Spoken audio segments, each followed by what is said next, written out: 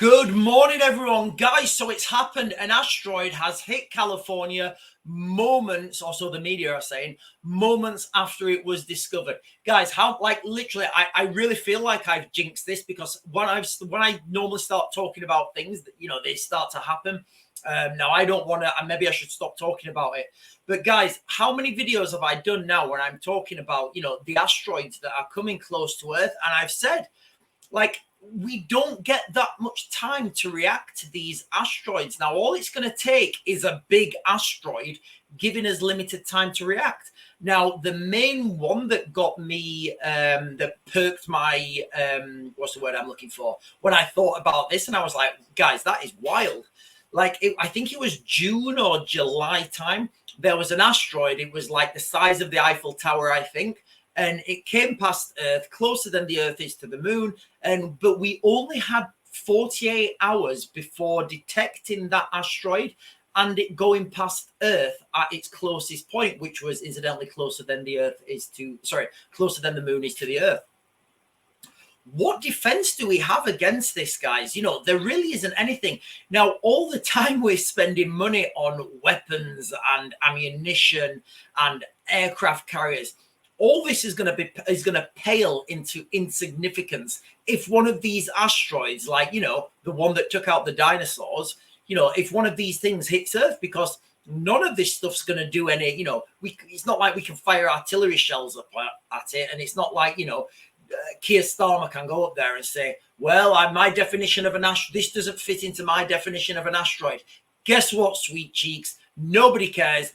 When these asteroids hit, they're not life ending, but they're pretty much civilization ending, end of the dinosaurs. So let me just get onto it, guys. We'll go straight into the share screen. Now, I think it's really, what's the word I'm looking for? Terrifying, actually, that the mainstream media are not commenting on this. Because if I was in charge of the mainstream media, I'd be saying, guys, look, we need to forget all the wars on the planet right now. We need to deal with this threat. Because if one of these things that's of a significant size and size, I guess, hits Earth, it's going to be game over for everyone. So, headline there, guys: asteroid hits Earth near California moments after being discovered. That's the thing that's most concerning. Like what I always say, guys, why I do these videos, if you see the punches coming, you can roll with them. Like, if we see an asteroid coming and we're like, yeah, this is going to impact in 5 years or something, we could probably do something. And by we, I mean like Elon Musk or something. Or I think he wouldn't, I think the greatest minds in the world would have to come together, and I would probably lead them, because obviously I am the greatest mind.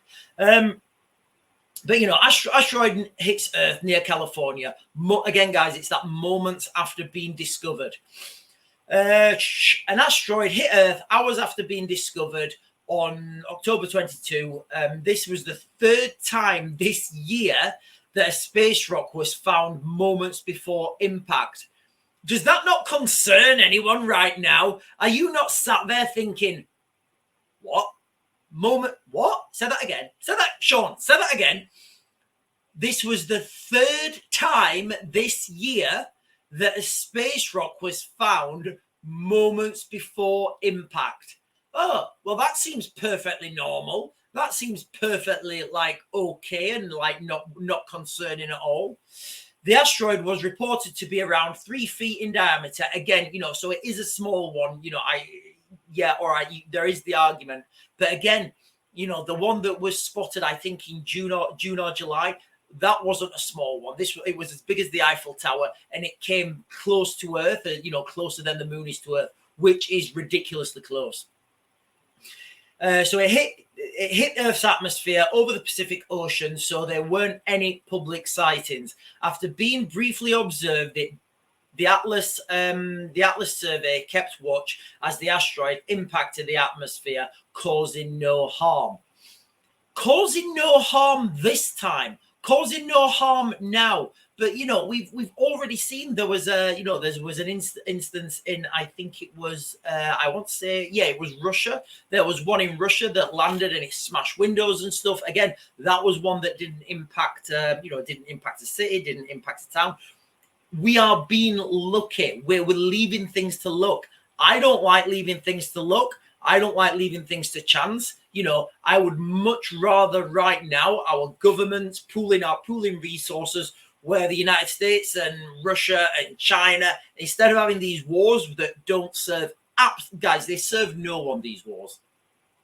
Rather than having these massive wars where we're all fighting over like stuff. And I mean, guys, I've done lots of videos on these conflicts, and I've told you why they're really happening. And you know, if you follow the why back, it's just disgusting.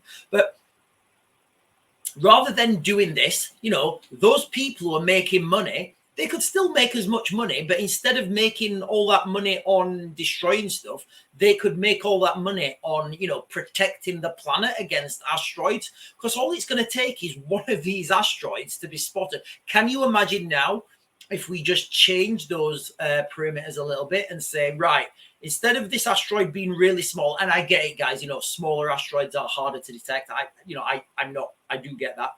But let's say that one that, well, let's just go for argument's sake. Say the one that was as big as the Eiffel Tower was heading towards Earth, and it was only seen hours before it impacted. Can you imagine the devastation? And it was over Paris. Let's just say it was the asteroid as big as the Eiffel Tower impacted Paris. Can you imagine the devastation that's going to cause to, you know, the French people, to France, to you know, in that whole region? And then all of a sudden we'll be like, yeah, we kind of need to do something. Like, this is the problem with governments and governance. Everybody's everybody's reactive. And when people like me come along and, you know, I'm really proactive, I'm like, guys, you need to do this, this, and this, or this is going to happen. People are like, you know, people bury their heads in the sands. Politicians don't want to, you know, don't want to step out of their safety basket, basically. You know, they don't want to put their head above the pit and say, hey guys, listen, you know what, can I have some money for asteroid defense? They'll be just beaten back down. Their you know, their donors won't fund them anymore, and they'll lose their position. And that's kind of the problem we're in at the moment in the world. We're in late stage capitalism, whereby all the money goes to the big companies. You know, I've done lots of videos on that. And we're in late stage democracy, where all politicians are, you know, are aligned to these big corporations who donate towards them to run their election, or once they're in, they want something from them. It's absolutely insane. Guys, the fact that these things are happening with more and more frequency, it's all, guys, this is not me speculating. It is literally only a matter of time now before one of these big asteroids hits Earth. And it's only a matter of time before one of these big asteroids hit Earth with catastrophic consequences, whether that be massive tsunamis, you know, a city killer, a town killer. Like, if one of these big ones hit London, it's pretty much game over for the United Kingdom. We wouldn't be able to recover and you know, it would just be carnage. Guys, you know, we need to stop spending money on endless wars, and we need to start spending money on space exploration. Years ago, when I was in the when I was looking at working in the space industry, you know, it's one of the things I used to say, but the problem is nobody wants to fund that sort of stuff. Nobody's interested in putting money in that stuff, because you have to go to investors, and those investors want a return on that investment. What's the return? If I managed to get investors now and they gave me like 100 billion or something, it probably wouldn't even take that. Call it 50 billion, even less than that. I mean, you could buy this stuff out there. You know, and they gave me X amount of billions, and I developed this defense ship, and we had the best asteroid defense system in the world. You know, we were now smarter than the dinosaurs. Where's the return on that profit?